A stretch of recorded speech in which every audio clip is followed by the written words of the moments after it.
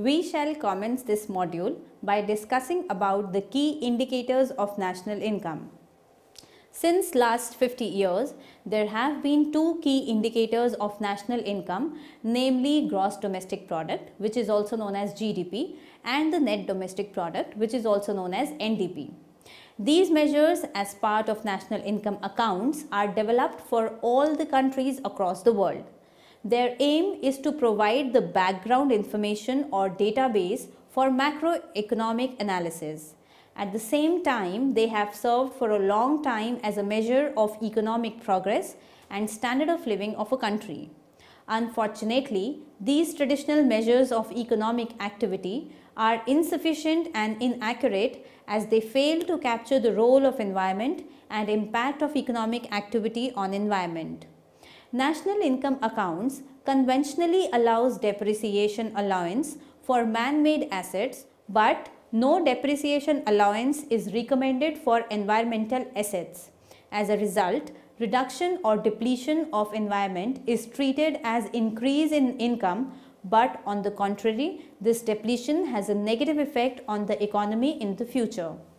Measurement of NNP, that is Net National Product, by taking into account the benefit of natural resources can be considered as green GDP.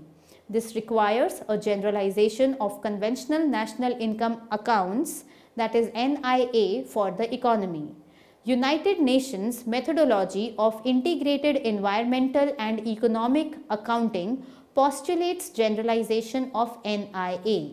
These methods require aggregation of changes in the natural resource stocks at micro level or an aggregation of changes over firms and households at sectoral level, and later they arrive at macro or national level aggregates.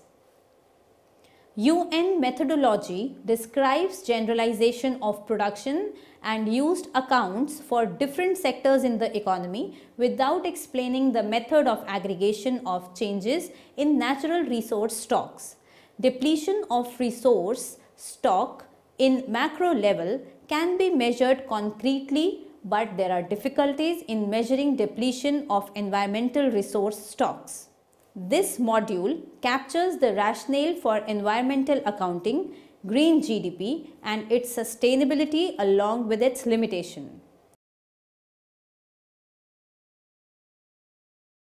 After studying this module, you will be able to understand the rationale for accounting for environmentally corrected GDP, to understand the system of national accounts, to comprehend the notion of environmentally sustainable GDP, that is green GDP, and to identify the drawbacks of the current system of accounting, to know about the methods of measuring income more accurately, and lastly, to explore the possibilities of computing environmental accounts in India. Let us begin our discussion about the Standard National Accounts, which is also known as SNA. The conventional notion of measuring economic activity in the form of GDP and NDP have proved to be inadequate measure in terms of measuring the contribution of environment and impact of economic activity on environment. Conventionally, environment provides source of raw materials and energy and also plays a crucial role as an assimilator in the process of production and consumption. These conventional measures of economic activity fail to acknowledge the role of environment. Therefore, UN has developed a new system of national accounts to view the relationship between environment and economy in 1968. The national income accounts, that is NIA, are categorized in three ways. First, current accounts. Second, accumulation accounts. And third, the balance sheets. First, current accounts deal with the production income and use of income. Second, accumulation accounts captures changes in the assets and liabilities and the changes in the net worth. Third, balance sheet on the other hand presents the stock of assets and liabilities and net worth. The most commonly used account is the current account, also known as supply and use account. This supply and use account calculates or measures income in three ways. First, sum of value added across all industries, that is production account. Second, sum of final consumption and saving, that is disposable income, use of income account.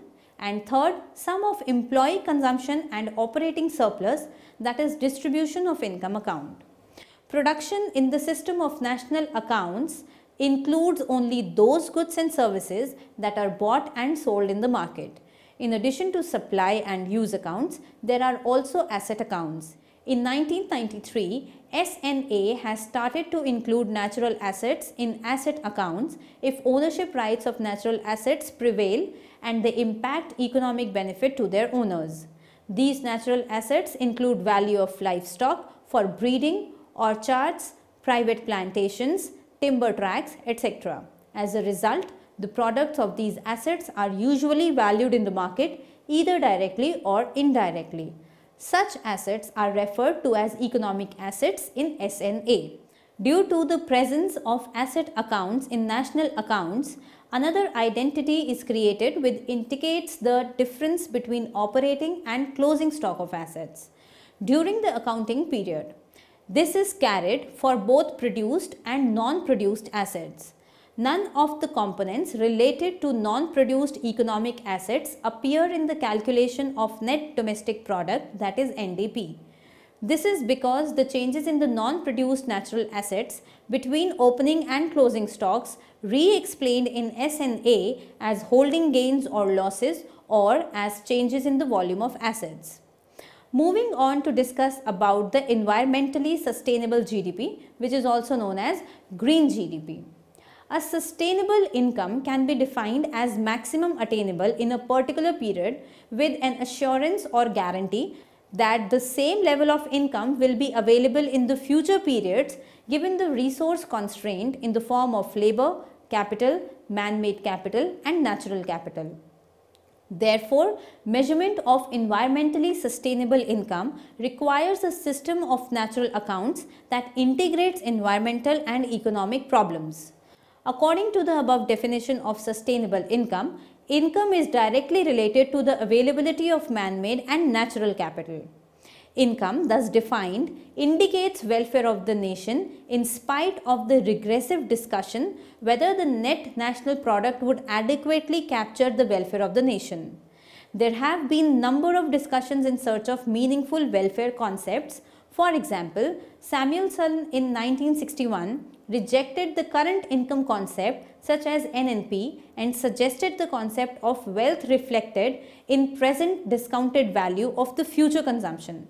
Similarly, Witzman in 1976 indicated that NNP is a proxy for the present discounted value of the future consumption. Studies by Solow in 1974, Hartwig in 1977-78 made an attempt to derive the condition in which real consumption might be maintained along with the depletion stock of exhaustible resources like fossil fuels, minerals and metals. Results of these studies are known as Hartwig rule, which implies that the consumption may be held constant if exhaustible resources derive rents from the intertemporal efficient rule. This rule is based on the assumption of sustainability between man-made capital and natural capital. In this context, Solow has shown that optimal intertemporal resource allocation of man-made capital requires the maintenance of the existing capital stock by making investment equal to depreciation. The criticism of Solow-Hartwig notion sustainable income is the basic fundamental that man-made capital cannot be substituted for the natural capital, simply due to the fact that natural capital can be exploited by man, but it can be created by man. Next, we shall understand the limitations in conventional system of accounting. There are large number of loopholes or drawbacks associated with the conventional method of measuring national income. Some of the crucial loopholes are listed below. The conventional measures of accounting national income concentrated mainly on the goods and services that are bought and sold in the market. They do not take into account the non-marketed services obtained by natural assets. This mainly indicates forests which entail environmental services like soil erosion, flood control, protection from soil erosion along with marketed goods like fuel, wood and timber. The usual method of national accounts captures the economic contribution of forest but fails to consider environmental services. A very crucial component of the environment, like waste disposal services, are also ignored in the national accounts. Next, in these traditional methods of computing national accounts, man-made and natural assets are treated inconsistently. Various sustainable income measures like net national product or net domestic product account for depreciation of man-made machinery in order to allow fault replacement of losses in capital stock. Unfortunately, losses in natural stock are not accounted for depreciation when forests are converted to non-forest application, that is when forest land use changes. Then the national accounts includes only the expenditure incurred in cutting the forest, but it fails to account for losses to the society in the process of transfer. This decline in the total forest area is captured as a change in the volume, but there are no implication or impact on GDP. Next, various measures like GDP and NDP fail to indicate the deterioration of environment. In fact, the cost incurred in improvising the environment quality are recorded as increase in national income and national product. This would mainly include cleaning up of rivers, treatment of drinking water, and investment in preventive measures to protect from the negative effects of pollution. All these expenditures are indicated as a rise in GDP. Next, this conventional system of accounting indicates that the environmental assets like air, water, etc. are deteriorated on the account of economic activity, leading to a fall in the social welfare. On the contrary, the consequent adjustments required to capture above phenomenal are not mentioned in the accounts. This is further responsible for creating an impression of rise in national income, while on the contrary, national wealth is falling. Next, the failure to ignore the contribution of non-market value of environmental goods along with reduction in natural resources could consequently lead to incorrect representation of present well-being of the nation, as well as hampers economy's production and substitution possibilities. As a result, the current method of national income accounts are insufficient and inappropriate indicators of social welfare. At the same time, these measures impart misleading knowledge about sustainability of resources. Consequently, the concerned policymakers are misinformed about the crucial linkage between economic growth and the environment. Finally, one should resort to the environmental accounting in order to remove these biases. Let us now learn about the measuring income more accurately. In order to compute environmentally accurate income, two forms of adjustment are required in the existing national income and product account. First, defining and valuing the non-marketed environmental goods and services, and second, measuring and valuing changes in the stock of natural resources.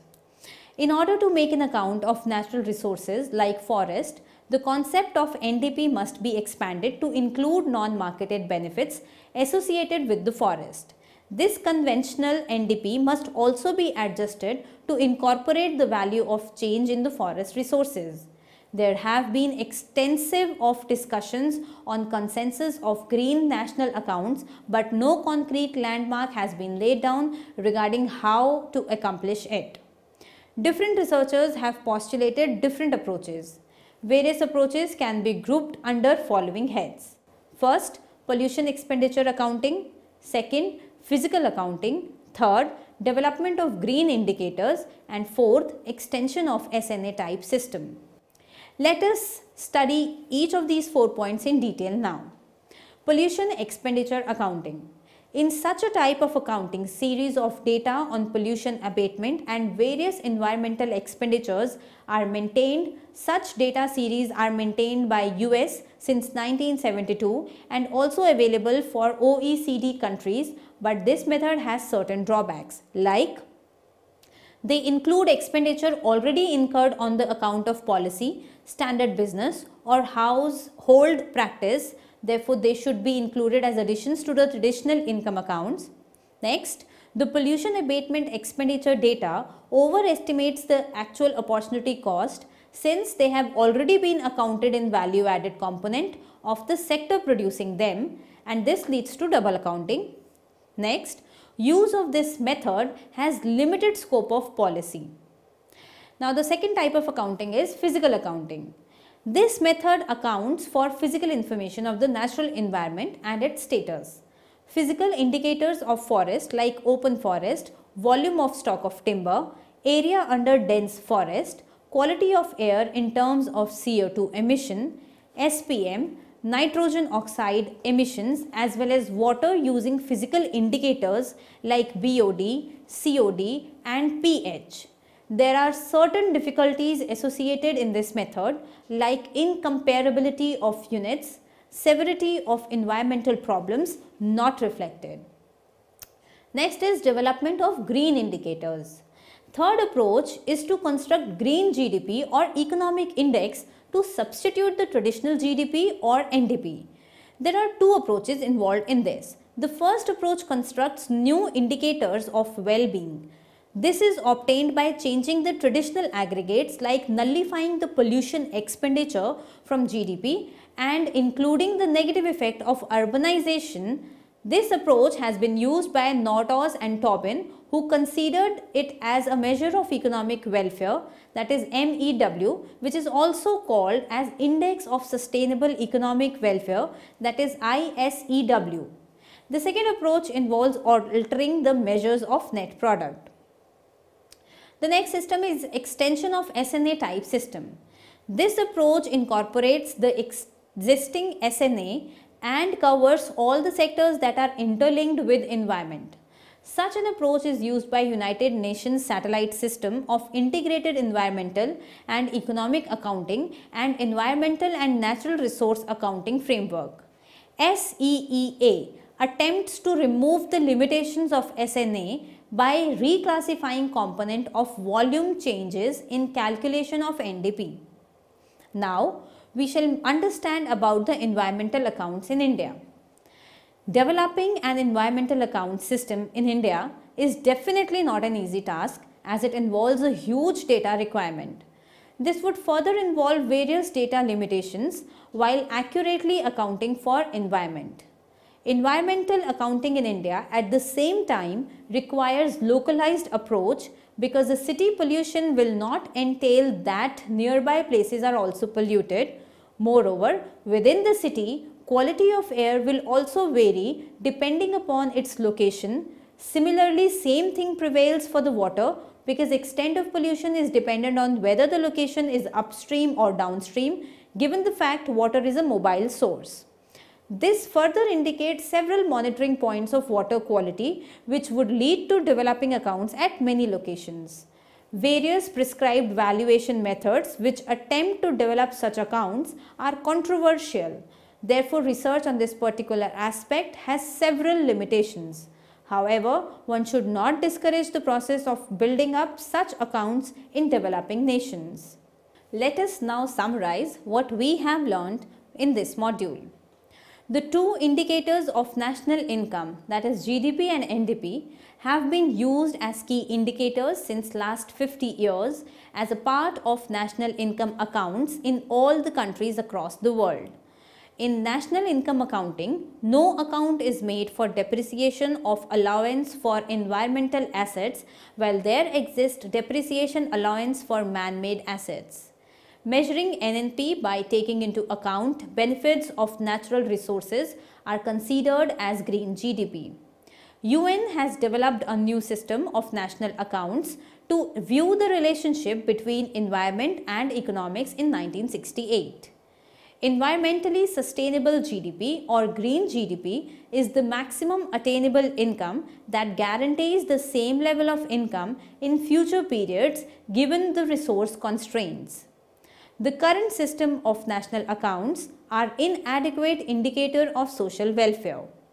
By defining and valuing the non-marketed environmental goods and services and by measuring and valuing the changes in the stock of natural resources, one can attempt to measure income more accurately.